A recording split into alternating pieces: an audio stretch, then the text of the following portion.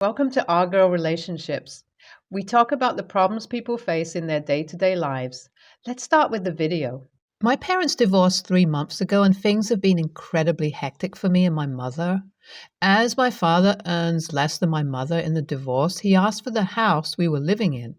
He did not get the house because I am the owner of it.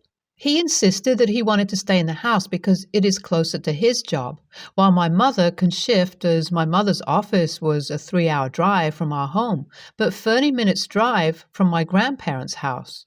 As this was an amicable settlement, there weren't any papers signed, but my mother told me that I'll have to live with my dad. I hated every bit of it, but my mother, like always, told me that just because they are going through a divorce does not mean I am supposed to help my dad out, so I should simply adjust. I could have told her that I do not wish to be stuck adjusting like she was, but I held my tongue. Fast forward to now. My dad married his affair partner 2 months into the divorce, and not only that, he brought her home with him. It pissed me off seeing her in the house that I grew up in, trying to take the role of my mother, but I still did not cause a scene because of everything. I was doing my best to ignore her entire existence and mind my own business. I did not get in her way and made sure that she did not get in mine. I barely spoke with my dad, and every day after I came home from college, I would go back to my room. Now, when my father told my mother that he is divorcing her, my mother kicked him out of the house, the one good thing she did. And he lived with the AP until the court hearing was done. During this time, my mother shifted me into the master bedroom because she did not want his side chick sleeping in the same bed as she did. I understood her logic and I moved into the master bedroom. We burnt the mattress together because my mom knew that the AP had dropped by our house and she did not want me sleeping on that bed like she had to. We also threw out the couch. I caught them making out on when I was 16. So, relevant to the story, I have the master's bedroom. The bitch not only stole my dad, but also dared to sit me down on a weekend while my dad is there and tell me that she needs me to move out of the master bedroom because she is about to be 4 months pregnant and staying in the master bedroom would be incredibly comfortable for her. I looked at her audacity and I told her no. I told her that the room she sleeps in, the guest bedroom, has an attached bathroom. She would not require the master's bedroom for that. And I left the conversation because I thought I was being logical and it made sense, but not to her. 2 days later, she told me that she is done living with me. She does not want any strangers in the house when she's pregnant and wants me to move out to the university dorms. I asked my dad if he was the one who put her up to this, and my dad said how I should look at the family and take care of the unborn child because I'm older.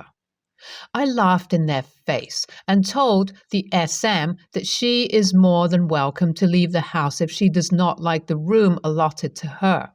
She turned to my dad and said something akin to, "You are going to let your son speak to me like that?" Before my dad could say anything, I told her that she can take him with her to whatever place that they would be better suited for, because I own this house and I do not wish to live in the same house with ungrateful people like her. She started screaming at my dad because she was under the assumption that he was the owner of the house. I told both of them that they had an hour to pack whatever they needed and I needed them to leave. I was done seeing my dad and her pretending to be a happy family in the house which they kicked my mom out of. They left eventually after screaming at me a bunch and then received calls from my mom.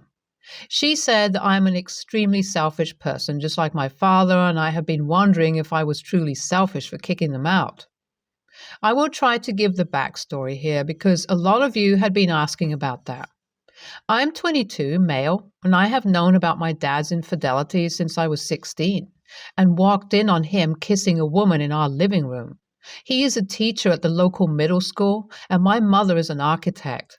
Both of them led extremely busy lives, but I never thought that my father would stoop so low as to cheat on my mother like this. When I tried to tell my mother about it, the way she reacted made it pretty obvious that she was in denial. It was not even a subtext that my dad had been cheated on my mom for a while and my mom knew about it but refused to accept the truth. I tried to tell her about this whole situation repeatedly, but she refused to listen. She simply could not fathom the idea that her high school sweetheart was over her. I told her to confront him, and every time I did, I was the one she took her rage out on, calling me disrespectful towards my father. It was strange seeing the farce of a relationship they had and how tightly my mom clutched onto that facade of a happy relationship. It was sad. When I confronted my father asked me what I was planning on doing about it. It was not like I have any options, and if I bothered him too much about it, it would not be an issue for him to kick me out. He reminded me that I am almost 18, and it will not be unheard of if he were to kick me out. So, yeah, the situation was pretty bad. When I told my mother about this thinly veiled threat, she told me that she can make sure that he can no longer threaten me like this, but I have to promise to listen to everything she said, which included I had to pretend to be oblivious to my dad's cheating. When I told her that I do not want to play these games of charade, but my mom insisted that we must care about the image of the family and we mustn't air out the dirty laundry. It was funny hearing her say that because my dad has done everything to make it obvious he did not care. I had no idea why she cared, but I wanted to respect her wishes, so I agreed. My mom was the owner of the house, so it was pretty easy changing the ownership. That's pretty much how I ended up with a house in my name. The reason why I couldn't move out of my house was that I am a self-funded student. My home is near my university, and I am working my way through college to graduate without a huge student debt. It would have been extremely hard on me if I were to move out. That's why my dad could threaten me. But as far as everything else is going, my mom is still upset with me because of the fiasco I did. My dad has been calling me names because how dare I kick him and his expecting a fair partner on the streets. But I have got a feeling he's madder at me for making sure his bitch of a wife knew what lying bastard he is because he didn't bother telling her that the house was mine even though he knew. My grandparents, mom's parents, learned about what I did and told me that they want to have a chat with me. I don't know if I want to go there as my mom is living with them right now. Honestly, I have no idea why my mother decided to move out the way she did, but it is what it is. Should I do it? I don't want to have her call me selfish to my face again because I do not think that I was. My mom is moving back with me. I went over to my grandparents' house after uni. It's a 3-hour drive from my uni, and I planned on staying over for the weekend. My grandparents looked angry with me, and I understood their attitude. The conversation was very tense, and I was genuinely worried that they were going to go off on me. When Mom came back after work, she was surprised to see me, but she didn't look angry anymore. We hugged after 2 months of barely being able to see each other, and I, low-key, felt emotional. She festered over me a little, talking about how I looked tired and stressed, which is true. I wasn't taking care of myself that much, and having AP in my house was irritating. I told her that I'll take care of myself now and that I don't have to deal with AP and Dad. That brought a shift in the mood. She insisted that I was rude for behaving the way I did. I was supposed to be mature and responsible. I told her that I was both because I did take care of the person I loved. She refused and started saying how kicking an expecting woman out on the streets was not me taking care of her. That's when my grandparents interjected. They told her to understand that kicking out that woman wasn't the best way of showing my love, but given she did ruin my mom's marriage, it's only fair that she gets the same. Karma is a bitch, and it was time for her to get served. I am paraphrasing, but that is pretty much how this went. My mother seemed to consider what they were saying. I told Mom that she owned the house before I did, and she was the one who paid for it. Dad did nothing to help her out and instead cheated on her. There's no reason why she must be nice to him or his AP when he hasn't shown the same decree. I asked her to come home with me and my grandparents agreed. They told her to go home with me. My mom said she'll think about it, and last night she told me that she will. So we will be driving home tomorrow, and as far as Dad is concerned, last I heard that he is moving in with AP into her parents' basement, so that's pretty much it. You are NTAOP. The only a-hole in this story is your dad. He cheated on your mom and then moved into the same house with his affair partner? He's so entitled. Mom is too harsh on you, OP. You are NTA. I would have done the same. My daughter and I have had our fair share of difficulties. We get along better now, but since I don't see her as often as I'd like to, the times when we do see each other is important. She usually celebrates Christmas with my family since her mom is an agnostic Jew, and it's an important time for us. My daughter was previously my son and came out as transgender to me 2 years ago. I honestly blame the last Christmas she spent with my family for her telling her mother so long before me. I think she has been uncomfortable with my family and missed the past few years because my family reacted badly about her coming out as being attracted to men. She doesn't want to be called gay now, as in she sees herself as a straight girl. The last Christmas she celebrated with us. It was my mistake for telling them at all, but I didn't know how to cope with it at the time. They were saying some things to her which weren't right, especially since she was really just a kid, and she reacted by crying and literally running out, which just escalated everything. At first, I was excited to have her agree to Christmas with my family again, but now I'm realizing that what happened is going to be that, but much worse.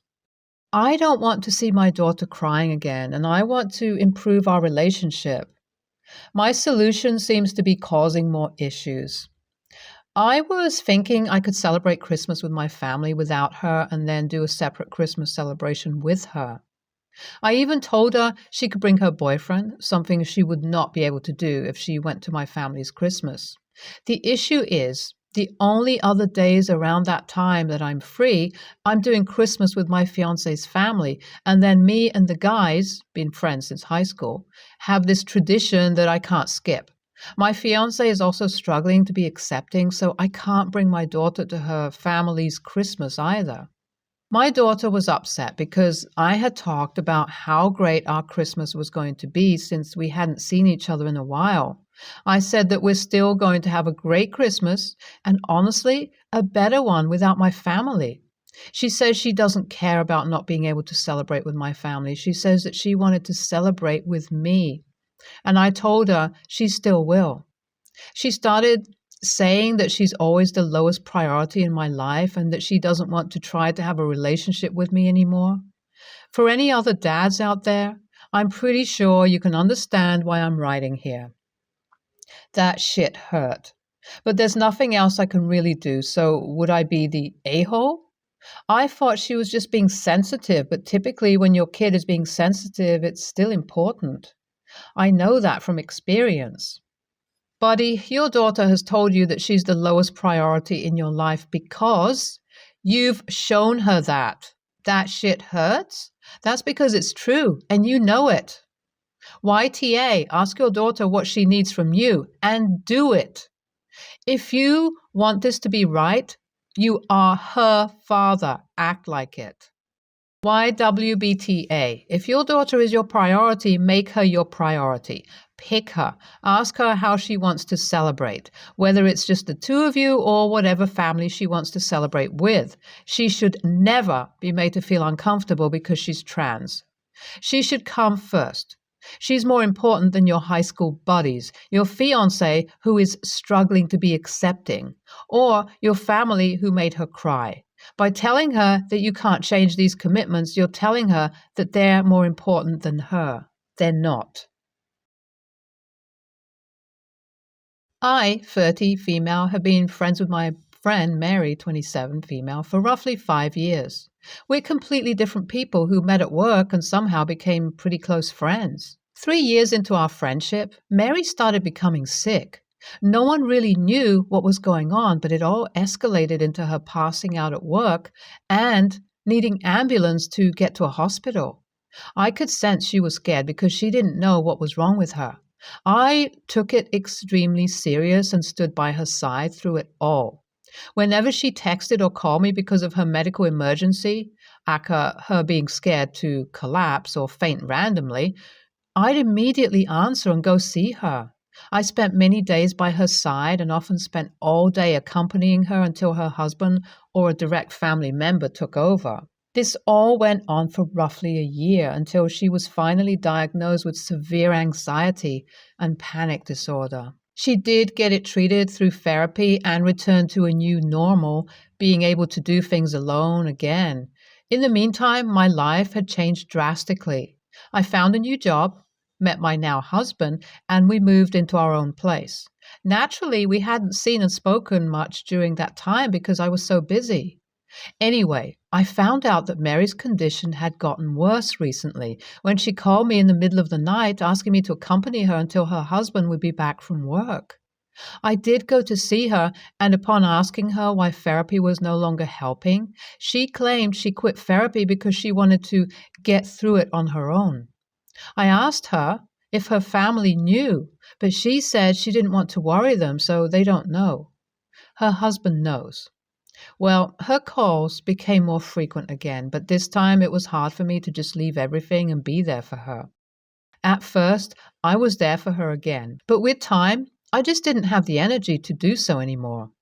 Her requests became irrational and more demanding, and while I have sympathy for her and her condition, I see no point in putting up with it if she's refusing proper medical help, let alone help from her immediate family. I started making up excuses why I couldn't help her at certain times. It all boiled down to last Thursday when I got a message from her at 4 a.m. asking me to take her to her parents' place because she was having a medical emergency. I saw the message, but I ignored it because I just couldn't take it anymore. In fact, I ghosted her and went back to sleep. The next day, I pretended to have slept through her text and found out she had managed to stay at home until her husband got there, but she didn't fail to make me feel bad for ignoring her messages. She's given me the cold shoulder since. I know she's mad I didn't answer or help her when she needed me. I do feel guilty, but I thought if it really was an emergency, she could call an ambulance. So Reddit AITA for ignoring my friend during another one of her medical emergencies? NTA at all. So many people feel so entitled to make their medical problems other people's responsibilities, whether it may be mental or physical. I also do sympathize with Mary, and I understand how much you have tried to help, but she needs to understand that you are not her on-call caretaker. If she wants that, then she needs to look into a professional or a consenting adult that is okay with playing such a role. Clearly, you have started to put up your boundaries, and I commend you for that. She isn't thinking about how this can affect your own physical and mental health as well as those around you, like your husband, and potential future pets and children. I would suggest just having a conversation with her about it and explaining how you are simply not capable of playing this role for her. Although you want to be a part of her life and support her, you cannot be who she calls every time. Your friend is very manipulative, and it is not your fault that she refuses to get the help she needs. She's using you as a scapegoat since she has no one else to blame her problems on, and now this is her use for you. Nothing more. You are not a source of comfort for this woman. She wants someone to buy her victim story and to play the blame game when they refuse to comply. I would suggest you go fully no contact. She is a very abusive person by giving you the cold shoulder the one time you wouldn't be at her beck and call, and that says a lot more about her and her condition than what she says about herself. I firmly believe this woman has a serious mental illness. You need to cut her out of your life. It will continue to escalate with a person like this. She needs help that no average person can provide. NTA.